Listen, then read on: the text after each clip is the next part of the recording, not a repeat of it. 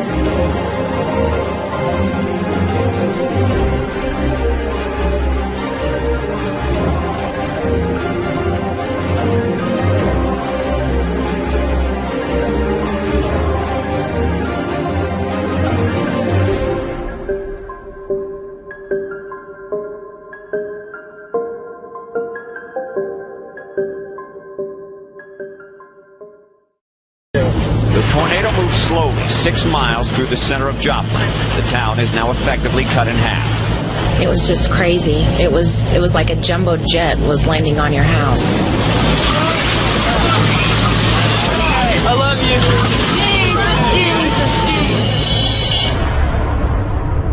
you. It's just flattened. I really was not prepared for what I saw when I got down here. Search and rescue crews sift through the rubble trying to locate missing loved ones, and the death toll moves past 100. It is a huge monumental flood. We're living historic times at this point. We've almost had a foot this morning, and it will continue to rise and inundate areas of the city. We're seeing entire trailer parks engulfed with water, people having to grab their belongings and move out. We need FEMA, we need Red Cross, we need every kind of help that we can get. You don't give up on your home. Keep fighting.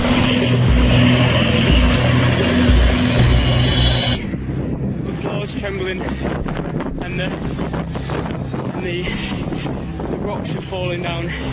Good evening. The New Zealand city of Christchurch has been reduced to ruins by an earthquake, with dozens killed and unknown numbers of people still trapped in the rubble. Can you call out to us, please?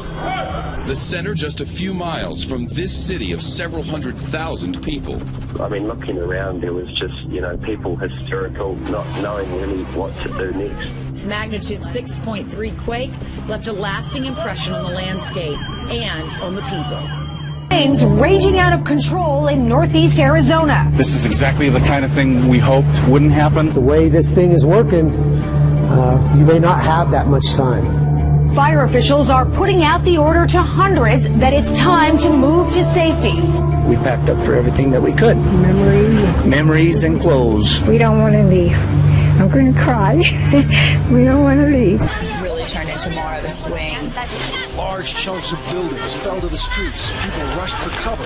The skyscrapers nearby were swaying like trees in the wind. I did think at one point that I really might die here. And then round 2 as the tsunami sirens wail. You're seeing live footage of a tsunami engulfing the port area. When the ominous Black Sea attacked this island nation Friday, it left behind a massive trail of destruction that is getting worse by the hour. A giant tsunami wave crashes into the Fukushima Daiichi power plant, seriously damaging the building's reactors. The Japanese Prime Minister Naoto Kan said today the disaster is the worst crisis for Japan since World War II. It is staying on course to head north, with major American cities still in its crosshairs. Shelves emptying in the scramble for last-minute supplies and food to last 3 days. New York evacuated about 137,000 people in the low-lying sections of Manhattan. What we also saw was a lot of flooding. We're talking ankle-deep, knee-deep, waist-deep. This is chaos. I never saw anything like this in my life. Weather Service in Birmingham, Alabama has issued a tornado warning for Tuscaloosa County. The tornado warning means that tornado has been spotted heading for your area. Seek shelter in an interior.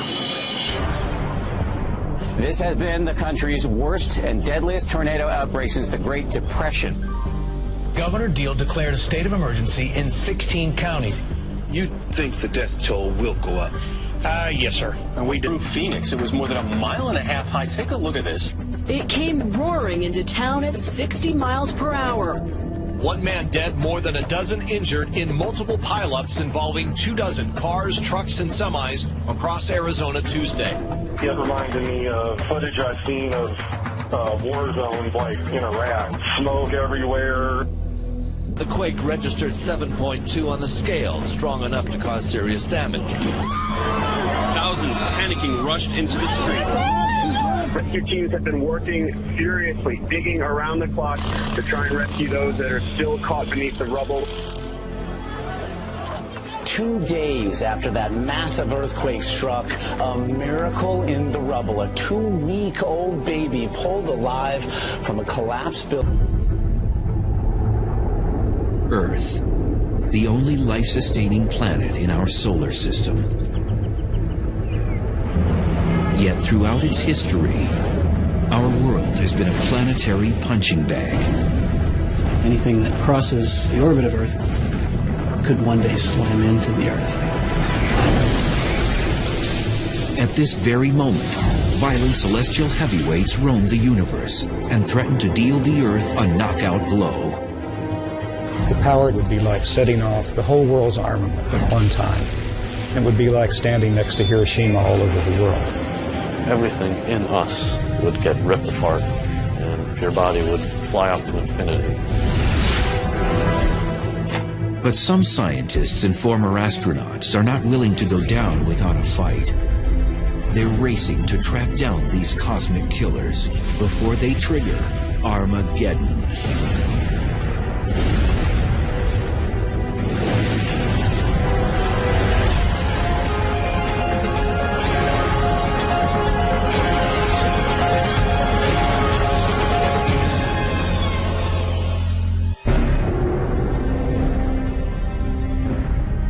Earth shimmers like a sapphire jewel in our solar system. We go about our days unaware that in the far reaches of space, trouble could be headed our way.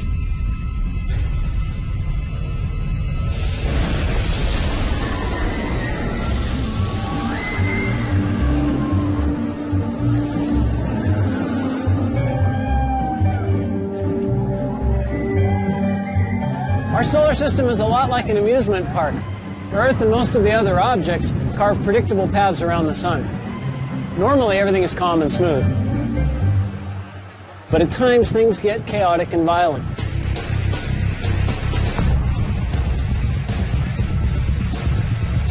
Earth can be slammed by space rocks, zapped by deadly space weather, jolted, jostled, and threatened by the object's energy and forces of the cosmos. The Earth is on a cosmic thrill ride, one that often involves extreme danger. When you're moving fast and on a predetermined path, you hope nothing crosses it because there's nothing you can do. Nicaraguan border goes right down along. Former astronaut Rusty Schweikert knows firsthand how dangerous celestial objects can be. In 1969, he piloted the lunar module during the Apollo 9 mission. Now, Schweikert is ready for more than a cruise through the cosmos. He's sounding alarms about the dangers of one particular asteroid named Apophis, which got too close for comfort in 2004. It immediately got everybody's attention because the probability of impact was quite high. In fact, it was higher than any impact probability that we had ever seen up until that time. And Schweikert has a terrifying real-life example of just how damaging an impact from an asteroid even smaller than Apophis could be.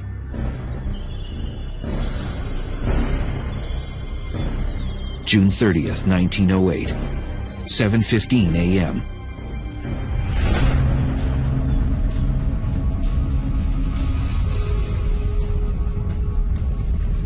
An object half the size of a football field plunged down from space at around 34,000 miles per hour and produced a stream of fiery gas behind it. Within minutes, the fireball entered our atmosphere and violently exploded above Siberia's Tunguska forest.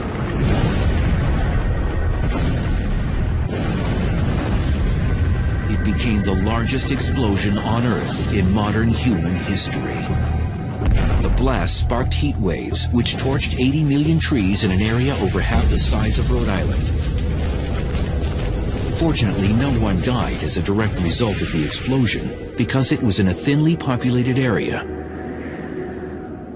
If that asteroid hit just a few hours later, it would not have hit Siberia, it would have hit over Europe. And if that had exploded midair over any of the major cities of Europe, 1 million people would have died like that. For the last 100 years, the Tunguska explosion has been shrouded in controversy. Today, many scientists agree an asteroid caused the blast. Incredibly, it never even impacted the ground. Rather, it exploded 5 miles above Siberia's frozen ground. A small stony asteroid can't survive the plunge through Earth's atmosphere. When it smacks into the lower atmosphere, doing about 50,000 miles an hour, it's like an egg smashing onto concrete.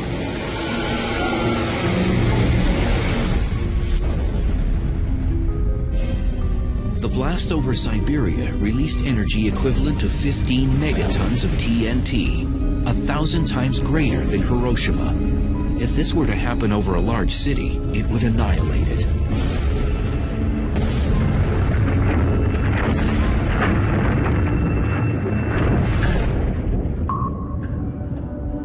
Scientists call these trespass routine.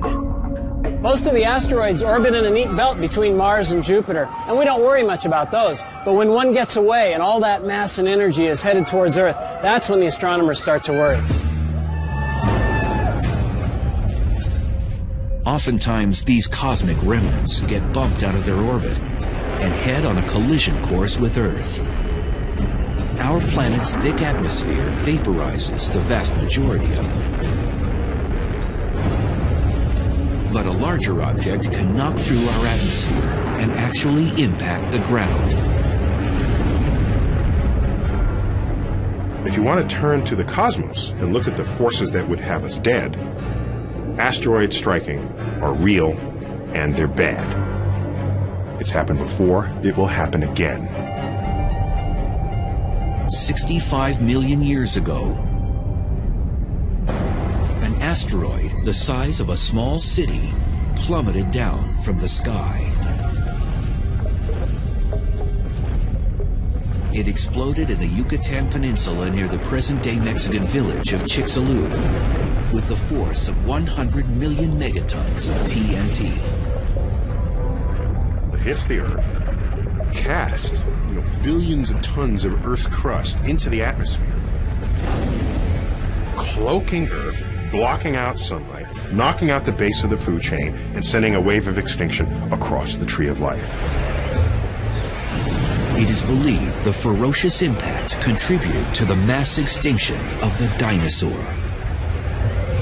We can think of asteroids as being bad things, but were it not for an asteroid, we wouldn't be here today.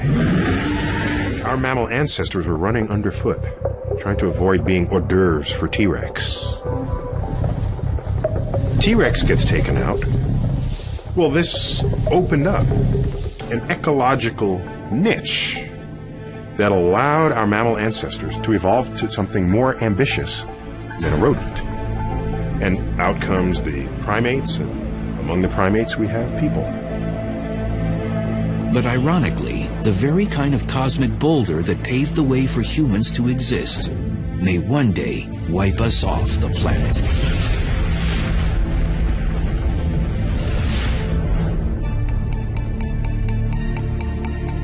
In 1998, Congress urged NASA to detect all the near-Earth objects over a half-mile in diameter or more. And what they found was unsettling. Over 850 NEOs in our vicinity. These asteroids are our closest and most dangerous neighbors in the solar system.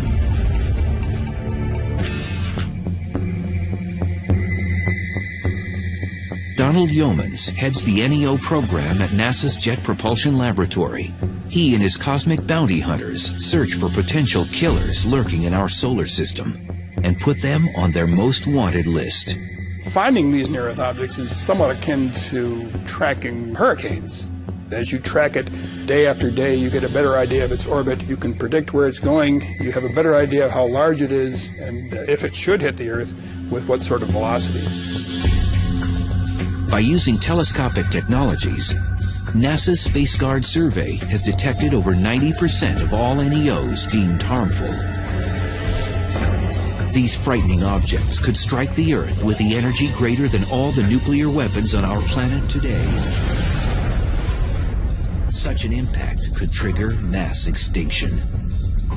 You wouldn't expect one to hit but every several 100,000 or millions of years, but if one did hit, it could wipe out a fair fraction of the population. So they're very low probability events but high consequence events. If they hit the Earth, they would have global effects. I mean, not only would you wipe out a continent with really heavy shock waves, but the ejecta would be thrown up in the air and come down all around the planet. The atmosphere itself would get to 1,000 degrees or so, and all the vegetation all over the world where that happened would flash into flames. Cataclysms could also occur with smaller objects. So Congress now asks NASA to locate all NEOs 500 feet in diameter, as wide as the Roman Colosseum. An object that big could decimate a metropolitan area or even a small state. And what worries scientists most is not the asteroids they've discovered, but the ones they have not yet found. At any given time, there's about 24 objects for which we can't yet rule out an Earth impact.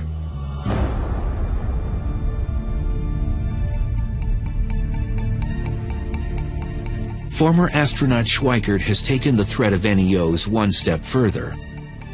He's appeared before Congress to request a special government agency be responsible for protecting the public from space rocks.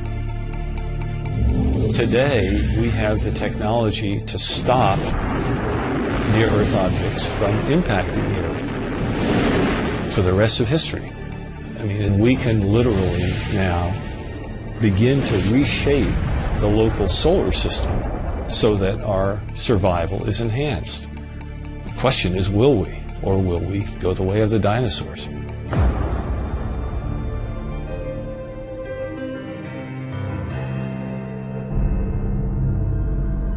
But Schweikert isn't waiting for NASA or Congress to solve the problem.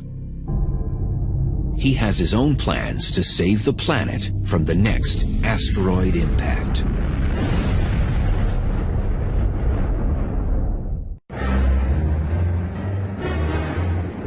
It's hard to believe the Earth has survived over 4.5 billion years, because since its infancy, the planet has taken a beating.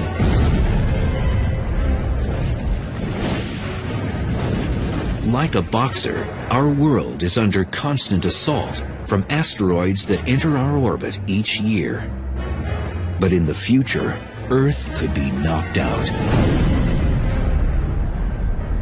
Former Apollo 9 astronaut Rusty Schweikert refuses to be bullied by asteroids. And now he's ready to defend Earth against these harmful rocks. We've discovered that there are these near-Earth objects flying by. And it again on Friday the 13th in April 2029. So in 2029, Apophis will come closer to us than our own communication satellites orbiting the Earth. It will be so close that people who are in the right place will be able to see Apophis go by the Earth with your naked eye. You won't even have to have binoculars. That's how close that asteroid is going to come. Apophis has an over 99% chance of missing the Earth in 2029. But if Apophis passes the Earth at a distance of exactly 18,893 miles, it may pass through a gravitational keyhole, a narrow region in space a half-mile wide. If this happens, the Earth's gravity could upset Apophis and change its trajectory. It could cause it to return and hit Earth 7 years later, on April 13th, 2036. The gravitational effect of the Earth will cause it to bend, cause the Apophis orbit to enlarge to precisely the size which 7 years later it will come around and hit the Earth.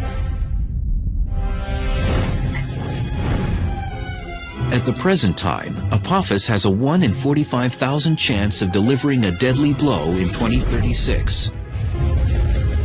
But even these odds have scientists placing bets.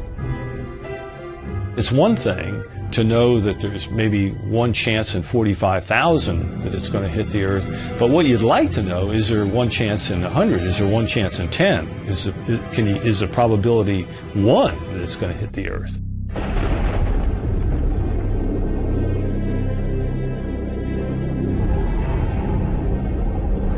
Schweikert believes we must regard Apophis as we would any natural disaster.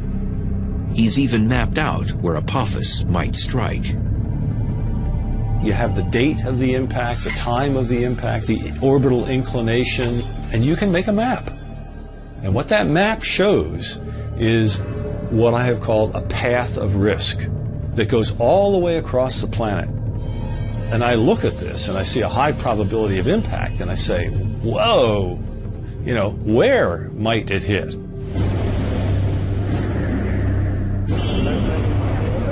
According to Schweikert, Apophis could impact any point along this path of risk. It begins in western Siberia, cuts across and down the Pacific Ocean near California. Then it traverses Central America and finishes in Western Africa. Schweikert proposes a chilling scenario of where Apophis might strike. The asteroid could land in the Pacific Ocean off the coast of California with the force of over 1 million megatons of TNT. Such an impact would create a 5-mile wide, 9,000-foot deep crater in the water, which would unleash tsunamis. Relentless 50-foot waves would pound the coastline, resulting in unimaginable human loss. An asteroid that's 1,000 feet in diameter, having it hit in the ocean is not a good deal. Hundreds of billions of dollars of damage from something like that. Scientists are presently working on technologies to preempt such a cosmic strike. One idea involves blowing up an asteroid. But some feel this could compound the problem, sending several chunks of the asteroid in our direction instead of just one.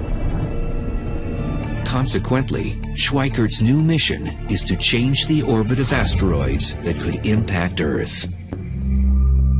What you want to do is basically change the asteroid's orbit very, very slightly. You change its velocity by a 10,000th of a mile per hour so that it will miss the Earth instead of hitting it. Rusty's colleagues have drafted conceptual designs of spacecraft that could deflect asteroids, particularly Apophis. One would tow harmful asteroids away from Earth, but instead of lassoing the rock like a bull in a rodeo, the tractor will hover in front of it and use gravity as a tow line. If you park in front of an asteroid for a long enough period of time and you stay close enough to it but not touching it, you're going to increase its velocity. Or if you park behind it while it's moving along, you're going to slow it down very slightly. We can change the orbit of an asteroid if we know about it far enough ahead of time. Although a space probe has landed on an asteroid in the past, the most challenging idea is launching a manned mission.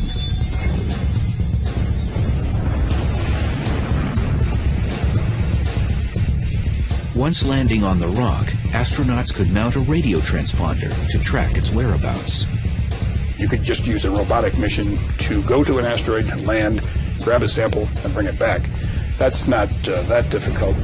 What you gain by a manned mission is they can react to interesting areas on the asteroid surface. They could go here, there, and they wouldn't have to rely on remote navigation.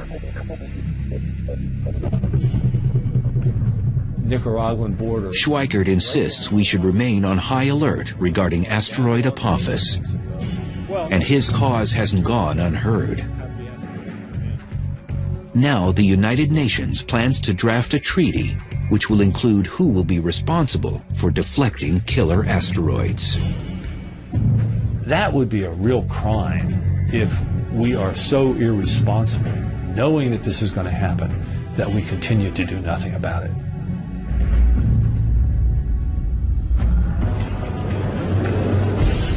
In far-off galaxies, galactic invaders are at work, itching to end life on the planet as we know it. 3 times daily, a strange flash pulsates across our sky. It's hundreds of times more powerful than the world's total nuclear armament, but it's not man-made.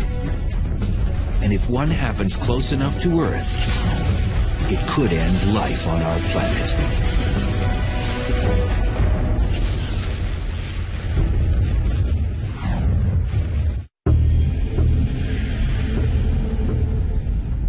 Most Earthlings are unaware of the potential hazards in space, but the list is long and growing. Imagine this. Within our own galaxy, the Milky Way, a massive star explodes, sending a lethal burst of energy rocketing toward our planet. This is a gamma-ray burst, the biggest explosion to rock the universe since the Big Bang. In the cities and countryside below, there's no warning of what's about to happen. And then, it strikes. It would be equivalent to standing 1 mile away from Hiroshima, any place on the Earth. The potent radiation cooks the upper atmosphere. Our ozone layer roasts. Across the hemisphere, human beings burn to death from radiation 100 times the fatal dose. The disappearing ozone layer causes increased temperatures around the world, triggering cyclones, tsunamis, and hurricanes. Most life on the surfaces of land and water incinerates. This may seem like science fiction, but it could happen if a gamma-ray burst hit Earth from 100 light years away. Gamma-ray bursts are the brightest explosions in the universe. Because they're so far away and yet still so brilliant, they must involve an enormous amount of power. As much energy as the sun will emit in its entire 10 billion year lifetime.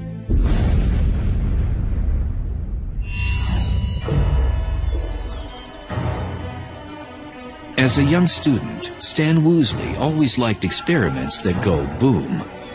Now, the work of this astrophysicist is more than child's play. He's one of the galactic detectives trying to uncover the mysteries behind gamma-ray bursts. We know there are many planets and many stars throughout the cosmos, so there may have been countless civilizations that were destroyed by gamma-ray bursts. These peculiar beams of radiation were first spotted in the 1960s. At first, most astronomers believed these gamma-ray bursts must exist in our own galaxy, the Milky Way, because they're so bright. There were reasons for that. One was that if they were outside the galaxy, the energy was almost unbelievable.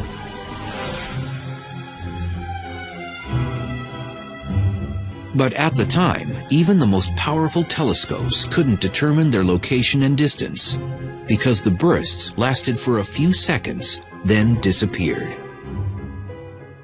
But then astronomers wondered, what about their afterglow? Cosmic explosions typically leave behind some luminous residue that sometimes lasts for days or weeks. In the late 1990s, satellites used upgraded optics and X-ray detectors to finally capture a gamma-ray burst's afterglow. It became clear that gamma-ray bursts actually were cosmological, coming from very far outside of our galaxy, from millions and billions of light years away. And that meant their energy had to truly be astronomical. To get some idea of how incredibly bright a gamma-ray burst is, you could represent the brightness of our sun by this relatively dim LED, and we could represent the brightness of the gamma-ray burst by the very, very intense searchlight that's behind me. Isn't that incredibly bright? Unfortunately, with this comparison, the searchlight is not nearly bright enough to represent fully the gamma-ray burst, and in fact we would need 100 billion such searchlights to have an adequate comparison. The gamma-ray burst is equivalent to the brightness of 1,000,000 trillion suns. These massive bursts could decimate Earth. But what causes them? We are quite convinced that the common gamma-ray burst comes from the death of a massive star, at least 10 times the mass of the Sun. And such stars are quite rare, by the way.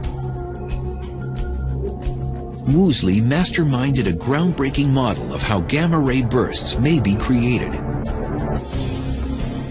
When an extremely massive star dies, it collapses into a black hole.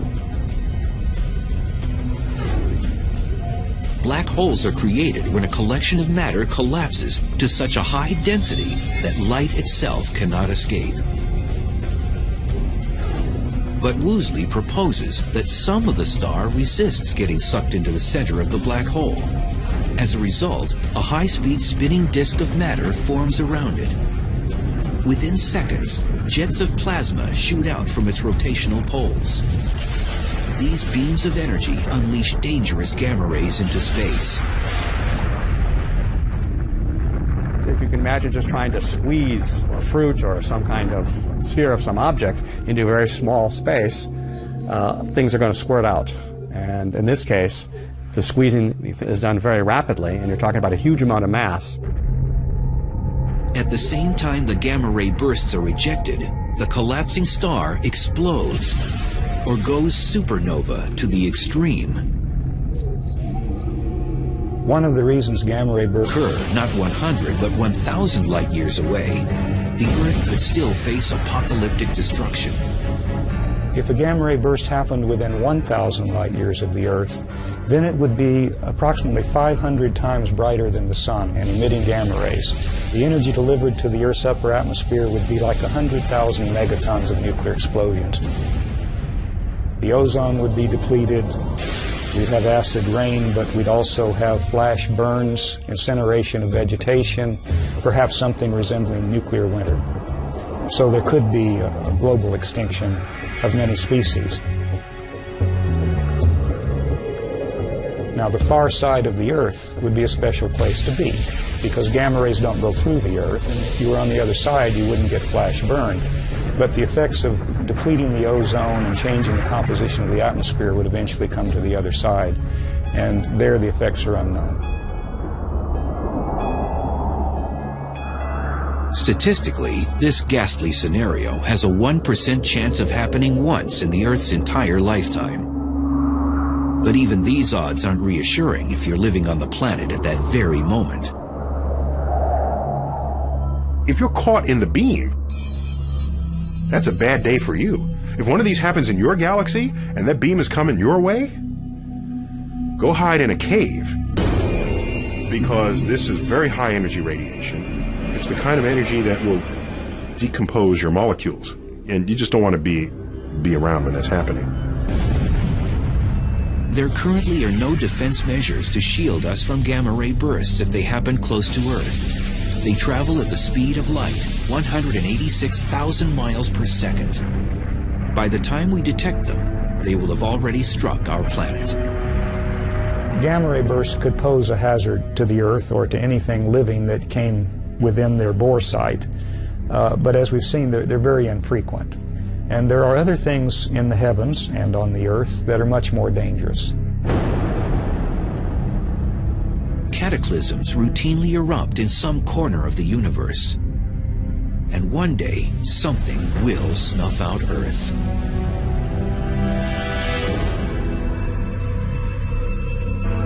Most of the time, our ride around the sun is gentle and uneventful like this Ferris wheel. And as long as nothing gets in our way, we could go on like this for millions of years. But sooner or later, we know that this smooth ride will come to an end. We just don't know when. Sadly, our planet's ultimate demise will probably come from the very thing that provides us life.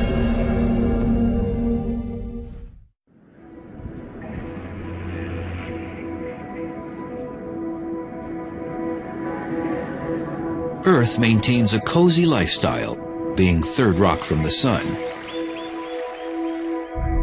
For over 4 billion years, the sun has been an ally, warming and feeding our planet.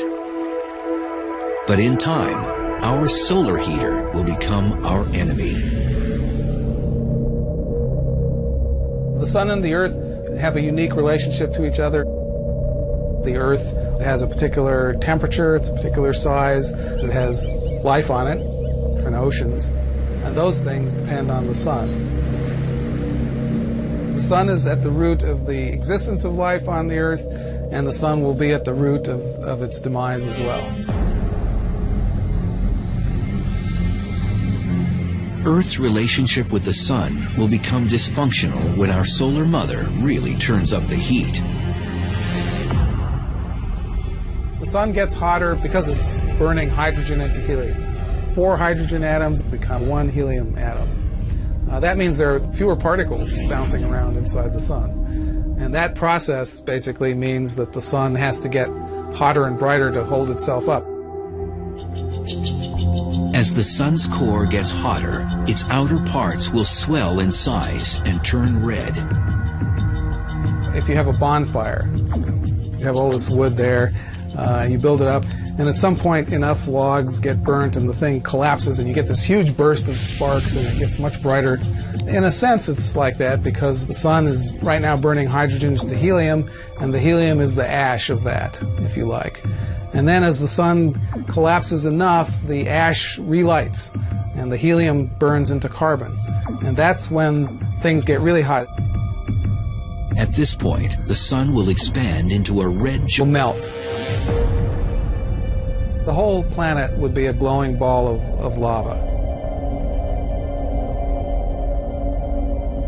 The sun will fry the inner planets, and even though the sun will become red and cooler, the Earth will be much hotter.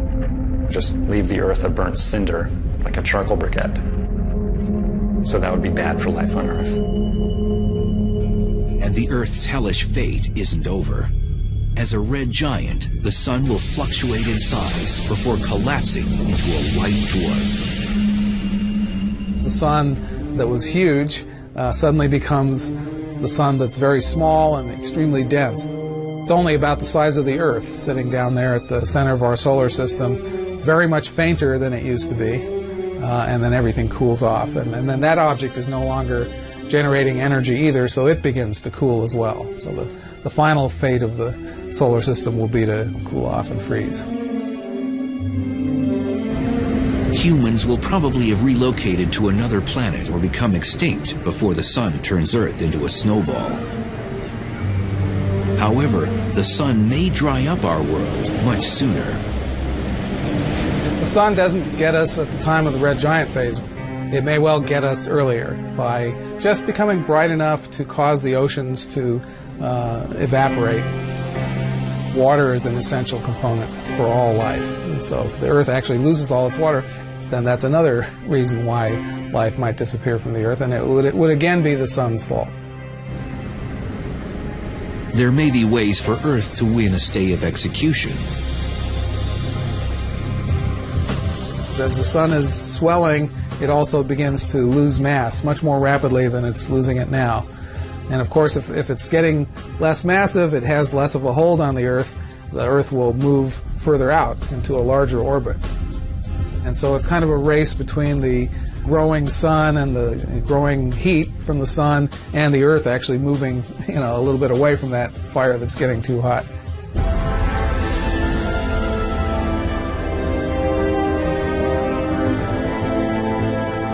If our planet somehow manages to avoid getting fried or frozen by the sun, its future remains increasingly bleak.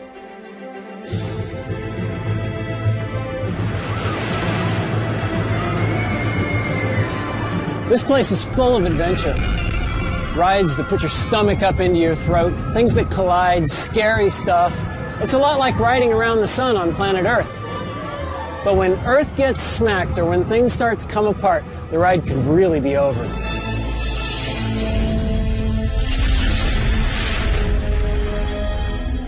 I don't know what that means for the universe to end, because I like time.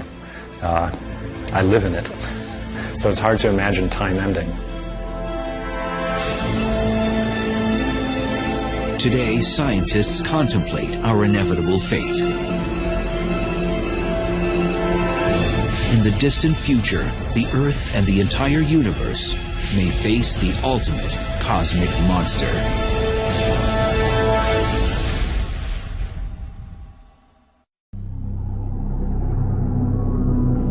No one suspects that Earth's most lethal enemy lurks amongst the stars. But in the future, and without prior warning, a cosmic Grim Reaper will unleash the ultimate Armageddon.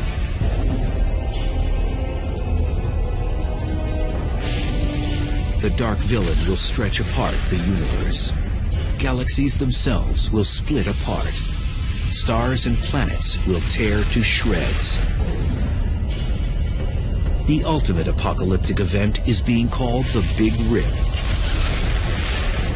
And when it begins, it won't stop until every atom and nuclei in the universe are mincemeat.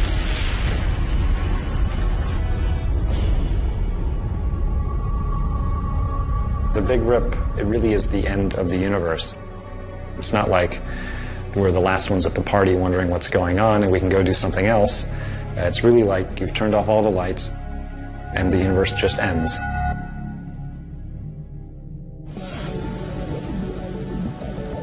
Innovative physicists Robert Caldwell and Mark Kamiankowski proposed the notion of the Big Rip, a grim hypothesis about the final fate of the universe. We used to think that the universe, which is currently expanding, could reach a point of maximum expansion. The Big Rip is the idea that the expansion will not only continue and accelerate, but rip everything apart as it does so. Caldwell and Kamiankowski calculated that the universe is expanding at an alarming and increasing pace, and that something is sucking everything outward like a vacuum.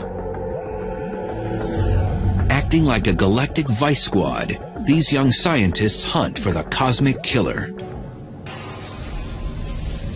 They believe a mysterious phenomenon called dark energy may be the culprit. Figuring out what dark energy is probably the #1 goal of cosmologists today. Dark energy is dark, so you can't see it. We can feel what it is. We feel it through its effects on the gravitational behavior of the universe. There could be some dark energy in this room, under the chair. It's only when you look at its properties on really big cosmological length scales, billions of light years across, that you start to see the cumulative effects of the dark energy. It causes things to be pushed farther away from each other and contributes to the expansion of the universe in a quickening pace. Edwin Hubble, whom the Hubble telescope is named after, first discovered the universe is expanding back in the 1920s. But it wasn't until 1998 when a crack team of scientists measured that this expansion is moving like a runaway train. A nice analogy is to imagine that the universe, our three-dimensional space, is like the surface of a rubber balloon that I'm blowing up. Okay, I'm going to blow up the balloon as a demonstration of the effects of the expansion of the universe. As the balloon gets bigger, that's the depiction of the expansion of galaxies. There's a galaxy. Another one. Where's our galaxy? Okay. We live there. Okay. That's our home. As the universe expands, every other galaxy gets farther away from us.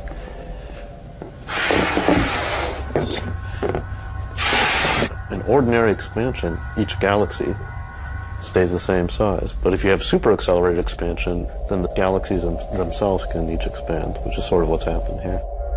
If I could blow it up fast enough to depict a big rip, then the balloon would explode. That's like space-time not being able to take it and coming to an end.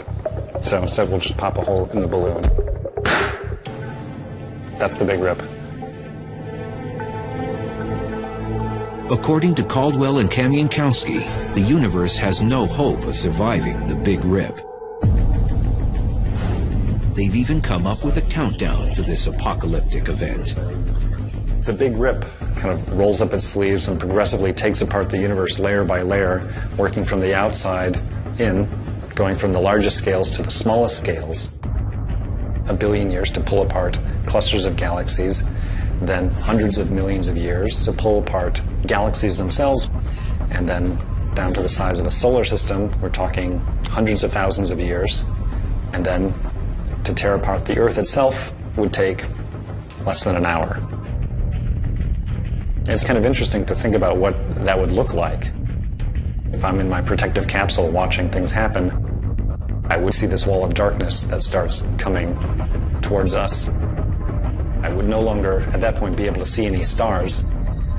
The Earth, layer by layer, will be peeled off and ejected away.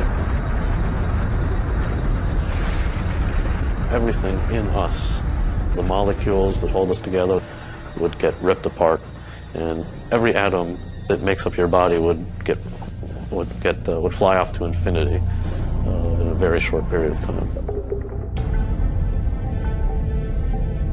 Fortunately, mankind doesn't need to lose sleep over the Big Rip. Caldwell and Kamiankowski estimate that it will climax 50 billion years from now, when the universe is over 3 times its current age. What's really fun for us is to try to figure out whether this is actually what's going to happen, to paint the science fiction scenario of what might happen and to think what might happen to us.